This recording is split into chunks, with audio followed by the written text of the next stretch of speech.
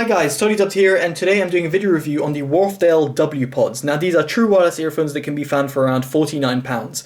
Links will be down in the description below in case you're interested. Now inside the box what you'll find is their earphones, the earphones themselves inside their case. You'll find a manual which is pretty comprehensive, ear tips, and also a micro USB to USB cable. Pretty standard if you ask me. Now the actual case itself is pretty small. As you can see, there's a few LED lights which denote the amount of charge remaining for the case, and indeed the earphones which are found inside. In terms of the case itself, it weighs only 43 grams, which is very lightweight, whilst the earphones themselves weigh 5 grams, so you don't really feel them while you're in your ear. They charge via micro USB connection, which is expected at this price range. You're not going to expect USB Type-C. But it should be noted that these earphones are quoted to charge in around 1 to 2 hours with a 30-minute quick blast of a quick charge, and also that the earphones will last 16 hours, and that is 12 hours for the case and 4 hours for the earphones on their own. Now I'll get into that in just a bit. Now in terms of the case design, as you can see, it's got sort of a flappy lid. It does feel a little bit plasticky, but again, for £49, what else do you expect? There's a right and left indicator found within the inner bit of the earphone. These are in-ear earphones with actual silicone tips, which is great, and also given the fact you've got extra silicone tips in the box means that you can get a good fit. They've got a stem design, which you can see over here, and they're available in all black. Now the earphones themselves have a touch-sensitive pads on either side, so both left and right, and both of them serve the same function. If you tap once, it pauses. Tap twice, you go next in song. If you tap 3 times, it activates your voice assistant within your phone, which is great. However, I would have liked triple tap to actually use it to go previous, and let's say a long press would have then activated your assistant. But nevertheless, that's Wharfedale's decision.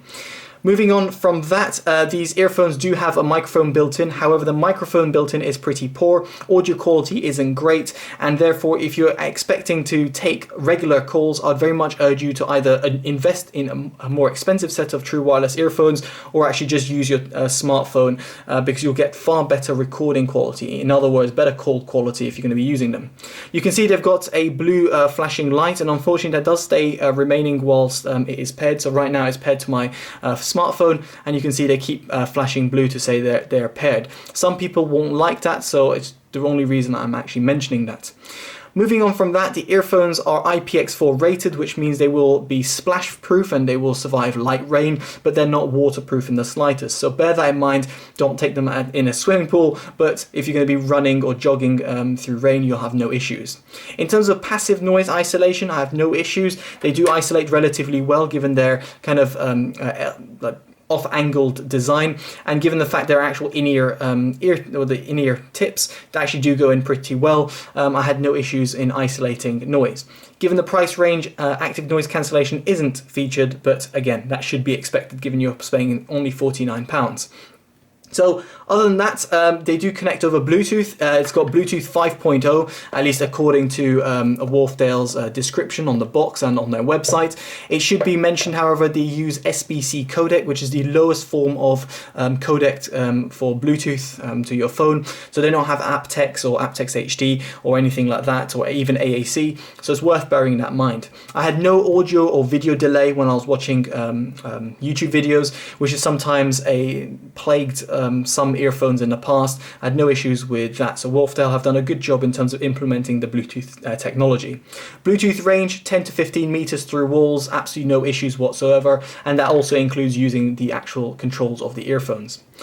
So now I did want to touch upon another point, and that is the battery life. Now I'm not the only one to notice this. If you go on Amazon, a quick browse will see on the German website or a DE or on the UK, you'll see a lot of people complaining about the battery life. And that is something I did notice as well. Now these are quoted at 16 hours with 4 hours per usage.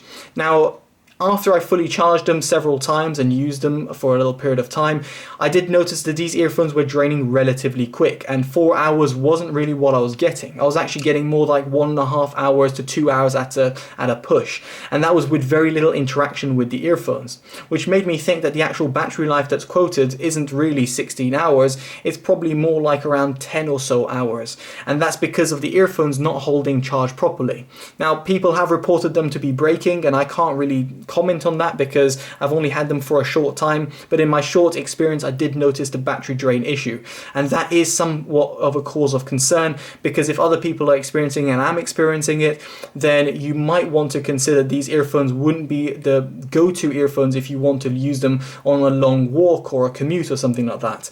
For an hour and a half, it's somewhat disappointing to say the least, in comparison to what else you can find out there, even from third-party sellers on Amazon using random brands that you might have never heard of. I would have expected more from Wharfedale, and unfortunately that's not the case. And for those who don't know, Wharfedale are actually a pretty well-known brand in the audio industry, and they do create a huge amount of selection of products. These earphones themselves, I think, are somewhat of a missed opportunity. So moving on from that, how do they actually sound? If that hasn't put you off the purchase of these earphones, you'll be pleased to know that these earphones actually do sound pretty well. Now, from the sub bass, which is somewhat non-existent, but it is there, which is somewhat surprising for a set of £49 earphones. Even if they were true wireless or non-true wireless, most struggle to produce a somewhat sub-bass response. These had them in them. The mid-bass as well is pretty tight and controlled. It doesn't sound overly wobbly or overpowering, which is something that, again, you normally come accustomed to when you're listening to budget earphones. They really emphasize a lot of the mid-bass tones and kind of overbloat the entire frequency range. That's not the case with the Wharfedale earphones. I will say, however, the mid-range does sound artificial. It sounds a little bit tinny, and it's a little bit, well, not quite accurate. So therefore, if you're listening to a lot of vocals, you might find that your vocalist that you're listening to on your tracks, or you're hearing podcasts or watching videos, you'll find that the sound that you actually hear isn't quite as accurate as it should be. It's not overly bad, but it's worth bearing in mind that when I did compare them to earphones that cost about £30 more, and yes, in a grand perspective, that's quite substantially more than the £50 price tag. So in other words, I was looking at £70 to £80 earphones, true wireless earphones that is, they sounded a lot better in the mid-range response. Moving on to the highs, these are pretty sensitive and can be somewhat described as harsh. I didn't have much of an issue, but I do realize that they are quite sensitive earphones, and therefore if you do tend to crank out your music, FYI, you should go to an audiologist if you're doing that. But if you're cranking up your music for any given reason, or if you're trying to block out some noise or something, which is not something I'd recommend, but let's say if you do that, then you might find these a little bit too harsh and sensitive at the top end, and therefore making you dial down the knob a little bit back. And if anything, that might be good for your hearing. But it's worth bearing in mind that people with sensitive ears might find these a little bit uncomfortable at higher volumes. Now, in terms of the instrument separation and in terms of the soundstage goes, I was pleasantly surprised to find these earphones actually do a decent job. They've got a decent width and depth to them, and a good sort of tonality, which means that these earphones don't sound overly fake or overly bad in some respect, or closed sounding. They actually sound relatively good. In the grand scheme of things, I would spend £30 more and get far better earphones in terms of soundstage. That's the Creative Outlier Airs. Make sure you check them down in the description below. But again, if you have a very tight budget and you're looking for £50 earphones, I think you'll struggle to find earphones that have a decent soundstage that could compete with these Wharfedale earphones. So on the whole, what do I make of them? Well, I think Wharfedale have done a good job overall. However, the battery issue is somewhat fundamental. True wireless earphones that don't really last a quoted 16 hours or 4 hours of battery life per charge really defeats the point of having true wireless altogether. Why would someone want earphones that only last around an hour or so? That is my experience, of course, and if you have a different experience, definitely let me know in the comments below. Or, of course, if you have the same experience, I'd be very much intrigued to hear your thoughts about them. Now, this has been a totally unbiased, unpaid review. Wharfedale did send me these earphones for an honest review, and indeed, this is an honest, unpaid review. If you do enjoy this type of content, make sure you give it a like, subscribe, favorite and share, and all that good stuff. Alright guys, I've been totally dubbed. Take care, and bye-bye.